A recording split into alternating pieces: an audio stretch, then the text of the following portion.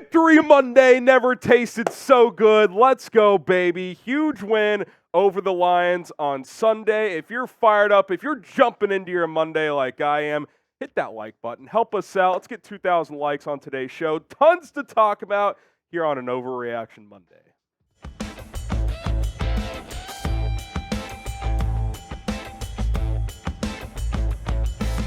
All right, let's dive into Bears Overreaction Monday here. Let's start with the head coach, Matt Eberflus. Is he saving his job? We'll tell you how many smoking Jays on that one in just a second. But I know we got a bunch of new subscribers from our stream on Sunday. Appreciate it. If you haven't subscribed already, be sure to do so. Here's our Smoking Jay rumor meter. Shout out Jay Cutler. 0 Smoking Jays, fake news. It's not going to happen. 1 Smoking Jay, it's barely true. Could happen, but probably unlikely. 2 Smoking Jays, people are definitely talking. It's firmly in that 50-50 realm. 3 Smoking Jays, it's pretty likely. 4 Smoking Jays, bear down. It is happening.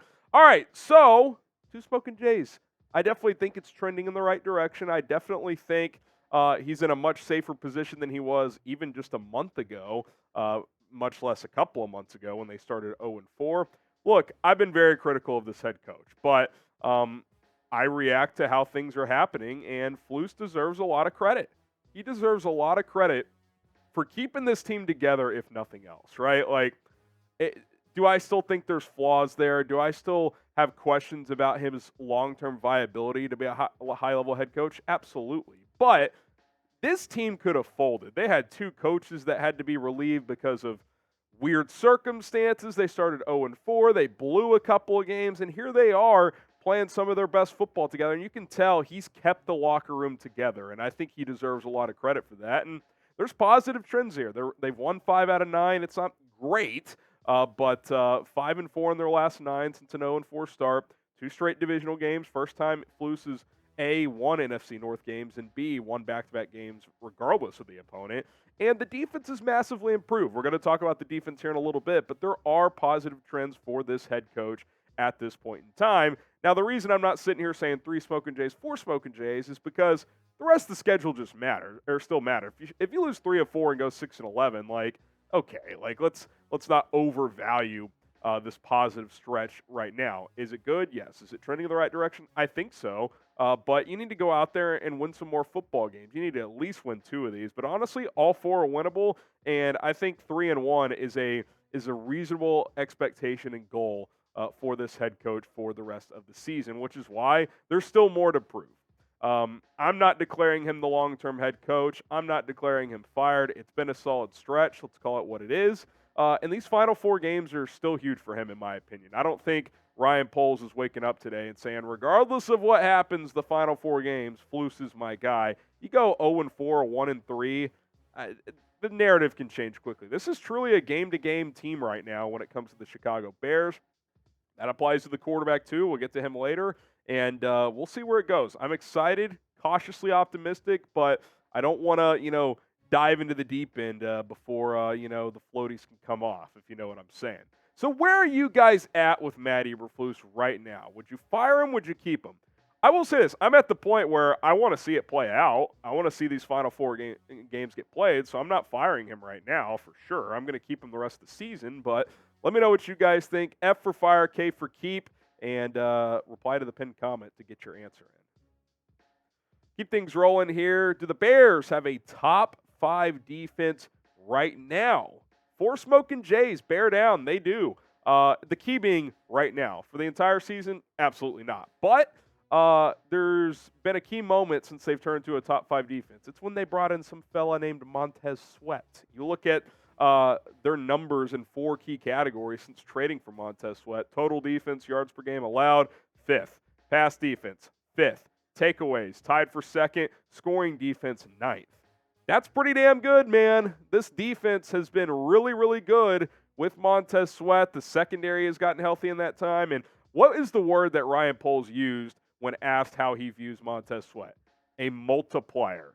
Guys around him have elevated their game. And I think that's the impact of bringing in a guy like this. He's been terrific with his play as well, with 3.5 sacks since coming over. And by the way, he only got credited with 1 on Sunday. It was 2 half sacks. It easily could have been credited 1.5 or 2 because he was heavily involved on those. He's got 10 quarterback hits, countless pressures. He's good against the run. I mean, he's been great since coming in, and his impact has been undeniable. You cannot sit here and say that, well, the defense was just going to gradually improve. Would it have? Probably, but not to this level. There's a reason they went out and got this guy, and he's made a massive, massive difference. There's simply no way around it. So kudos. We're going to talk about Ryan Poles here in a little bit because that was a ballsy move to go and trade for him. He's been a difference maker, a multiplier, to use a word from this team's GM. All right, guys, the holidays are here, and I got to say, I found the perfect clothing that I'm going to buy for myself and loved ones this holiday season. It is Marine Layer. They are my favorite clothing brand. Their stuff is so soft, it's absurd, and it makes for the perfect gift, all thanks to Marine Layer. To spread holiday cheer, we're going to give you guys a 15% discount with our exclusive link, marinelayer.com/chatsports. That's going to get you 15% off. Honestly, guys, you can get all your holiday shopping done at Marine Layer. They have amazing gifts for guys and gals like sweaters, tees, overshirts, beanies, you name it. I'll be getting some absurdly soft stuff for my wife, Hannah. Might find some stuff for our son, PJ, as well. Shh, don't tell him it's his first Christmas. Marine Layer is a perfect place to go. I'm rocking the Asher print sweater button down in blue geo, but I might get some more winter stuff this holiday season. I'm excited to get going with Marine Layer. You guys should be as well. So just be sure to order by December 18th, by the way, to get it by Christmas. That still gives you a week here. December 18th, guaranteed to get this shipped to you before Christmas. marinelayer.com/chatsports gets you 15% off. I think we can all admit that shopping can be tough this holiday season. Well, Marine Layer makes it easier. marinelayer.com/chatsports gets you 15% off. Check the link in the comments and in the description. We got to give Ryan Poles his flowers. We just do. I mean, think about the guts it took to kind of do what you did last year. Now, it's not apples to apples, but you traded a second-round pick while not contending at the NFL trade deadline for a second straight year. It was a disaster with Chase Claypool. Now, admittedly, Montez Sweat was much more proven and safer than Claypool. So, again, not apples to apples, but he took a lot of heat for doing that again. I mean, it takes a lot of self-belief and just trust in your scouting to say, hey, this didn't work last year, but I'm doing it again because we need an enforcer on this defensive line. We need a pass rusher. We need another dude, or really just a dude because you didn't have one, to help this team out. Then he paid him before he played his first game, and he's been fantastic. He's been a hit. Ryan Poles, it takes cojones to do what he did by making that move, and you just see it, man. This roster is coming together. Has it taken a little longer than we wanted? Yeah. Is the coaching perfect? Have they always put these guys in great positions? I don't think so, but it feels like the players, they're getting healthy, they're gelling as a team. You can see it. Like, this team has never fractured, which says a lot about their character and about the locker room, and I do think that's a positive reflection of Matt Eberflus as well, of creating a not a high-level winning culture yet, although that's starting to come, it seems, but a culture of these guys care about each other. You can tell. Like, this thing was on the verge of disaster at 0-4. It really was. I am convinced, had they lost that Thursday night game in Washington in Week 5, they'd have been done.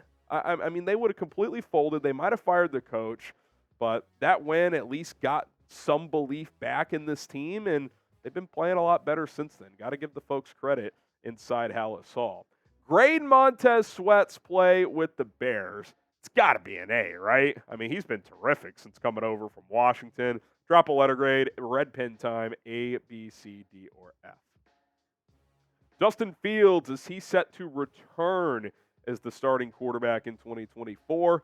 Two smoking Jays on this as well. Him and Flus, they're definitely doing a good job of making their case, but it's not finalized. And look, I've gotten questions on both sides of it. Why can't you make a decision, this and that? I want to see the season play out. I said it on the stream yesterday during the watch party. I'm saying it here. He's making his case. The arrow is pointing up, but I don't want to make a final decision when I'm not ready. I feel like I am bold, and I do give strong opinions, but I'm not going to give one on Justin Fields just yet. I like him. I've rooted like this guy like nobody else, and I've defended him, and all of a sudden now I'm being called a Fields hater. No, I'm just saying the Bears have the number one pick, and that's going to be a consideration. These are the guidelines I set when he came back for injury of what I wanted to see. And we're going to dive into this more later on. I want to see a 2-to-1 touchdown to turnover ratio the rest of the season. Stop taking so many sacks. Play in all 7 games, win 4 of them. He's 2-1. He's on track to do that. Complete 65% of his passes or more. He's done that through 3 games. Build elite chemistry with DJ Moore. That is absolutely there. So a lot of these, he's checking boxes.